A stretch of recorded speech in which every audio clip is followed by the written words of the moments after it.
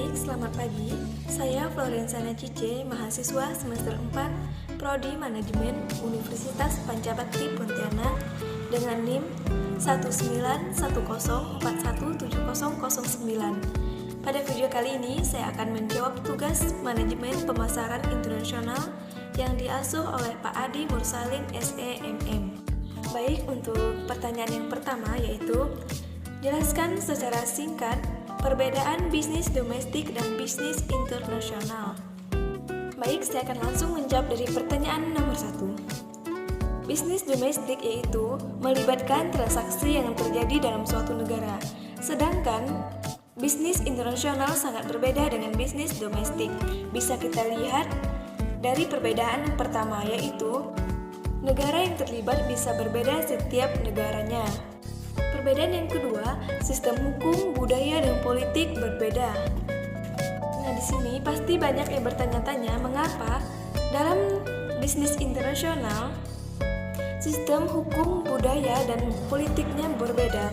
Karena dalam setiap negara sistem hukum, budaya, dan politiknya berbeda, maka diperlukan bisnis internasional. Baik, kita langsung pada pertanyaan nomor 2. Jelaskan mengapa penting bagi Anda mempelajari bisnis internasional. Pentingnya kita mempelajari bisnis internasional yaitu yang pertama, kita bisa menilai peluang karir kita dengan baik. Yang kedua, kita juga bisa bekerja di perusahaan besar yang ada di luar negeri.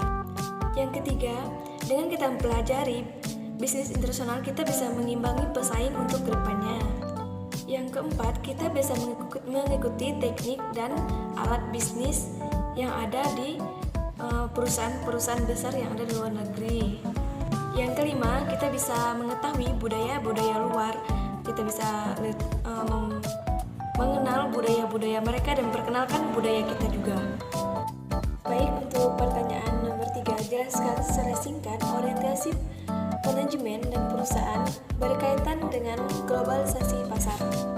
Baik, saya akan langsung menjawab pertanyaan dari nomor 3. Orientasi manajemen. Orientasi adalah asumsi atau keyakinan yang sering kali tidak disadari mengenai sifat dalam dunia ini. Pertanyaan nomor 4. Sebutkan contoh-contoh perusahaan-perusahaan Indonesia yang telah melakukan bisnis internasional. Dan apa ciri-ciri perusahaan yang melakukan bisnis internasional? Baik, saya akan langsung menjawab pertanyaan dari nomor 4. Perusahaan-perusahaan yang telah melakukan bisnis internasional.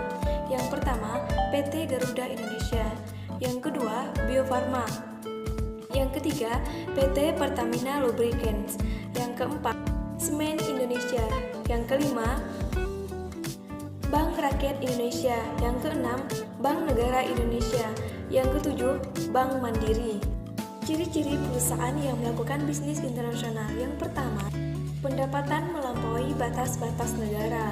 Kedua, memiliki manajemen global untuk organisasi cabang-cabang banyak negara. Yang ketiga, memiliki kontrol terhadap teknologi dan modal usaha.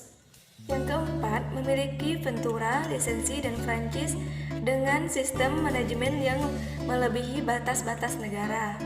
Yang kelima, biasanya memiliki subkontraktor untuk melakukan kegiatan produksi. Yang keenam, menempatkan afiliasi di negara-negara maju. Yang ketujuh, visi dan strategis berbasis global. Baik, kita langsung pada pertanyaan nomor 5. Jelaskan sejarah bisnis internasional. Bisnis internasional ini sudah ada semenjak sebelum Masehi. Pedagang Fenisia dan Yunani mengirimkan wakil-wakil untuk luar negeri menjual barang-barang hasil produksinya. Pada tahun 1600 sebelum Masehi, British East Company mendirikan cabang di seluruh Asia.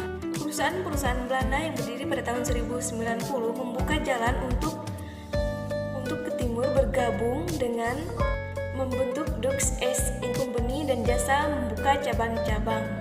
Pada tahun 1700 sebelum Masehi, pedagang kolonial Amerika mulai beroperasi dengan modal yang sama. 1865, buyer Jerman membeli pabrik di New York. 1868, Perusahaan Amerika berhasil pertama kali memasuki perusahaan dalam luar negeri, yaitu dengan didirikannya pabrik Singer Sewing Machine di Skotlandia. 1876 Bayer mendirikan pabrik di Rusia. 1880 Singer menjadi organisasi dunia dengan penjualan luar negeri yang sangat luar biasa. Beberapa faktor manufaktur pabrik di luar negeri. 1882 Bayer mendirikan pabrik di Prancis. 1908 Bayer mendirikan pabrik di Belgia.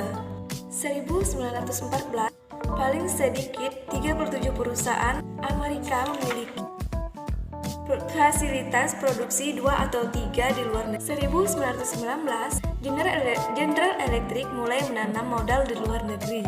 1920 Baik, untuk pertanyaan nomor 6, jelaskan etnosentris, polisentris, regiosentris, dan geosentris. Baik, saya akan langsung menjawab pertanyaan dari nomor 6. Etnosentris. Etnosentris di sini yang melihat dari negara sendiri, superior melihat dari persamaan dari negara lain. Polisentris.